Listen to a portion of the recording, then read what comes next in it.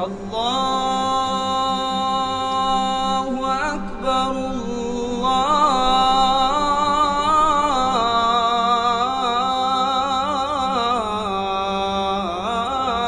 Allahu Akbar.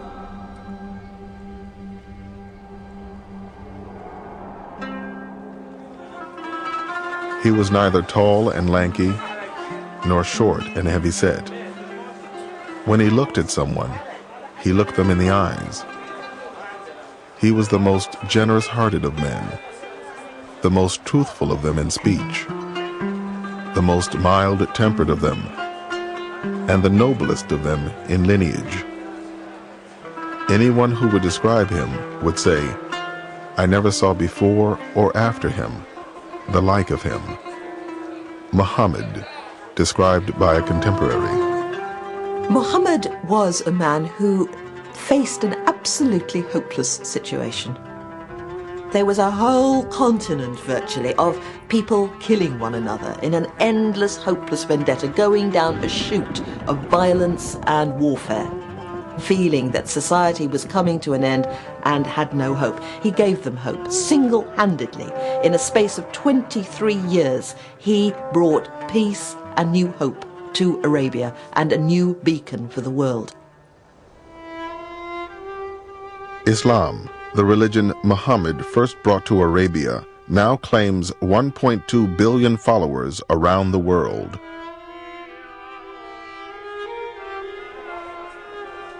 There are an estimated 7 million Muslims in America, where it is the country's fastest growing religion and the most diverse. Like America itself, the Muslims in this country come from all over the world. They have a common bond, not only in their religious faith and in their mosques, but in this story of Muhammad. They all look to it. This is the source of how to behave, of how to be a constructive citizen, of how to be a good parent, of how to be a good child, of how to seek knowledge and truth. These are values that are expressed most clearly for Muslims in the story of Muhammad. In the Quran, Allah says that Muhammad is the best example of behavior for you. And that's what he is, the guide for the way we deal with each other, and when we're in a position of authority, how we attempt to implement justice and law. The Prophet Muhammad, he asked the question to people around him, do you love your Creator? Serve your fellow man first. What does that tell you? It tells you, forget about all this intellectual, yeah, I love God and this and that. If you're going to, forget about talking the talk, walk the walk. You want to serve God, serve people.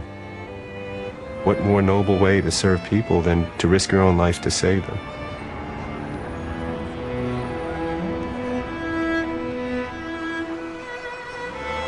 September 11th has changed the whole world, and it has also put the Muslim community in the spotlight.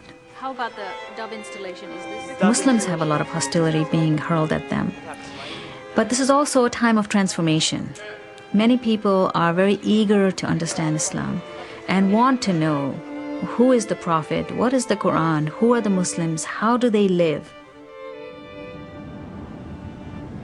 Through the stories about Prophet Muhammad, we were able to make connections, and all of a sudden you would feel that you could relate to things that happened 1,500 years ago, and that the issues weren't old-fashioned, they were universal. And that's what he's taught me. This is the story Muslims have passed down from generation to generation for 1,400 years. A story about the merchant, husband, father, statesman, and warrior whom they consider the final prophet.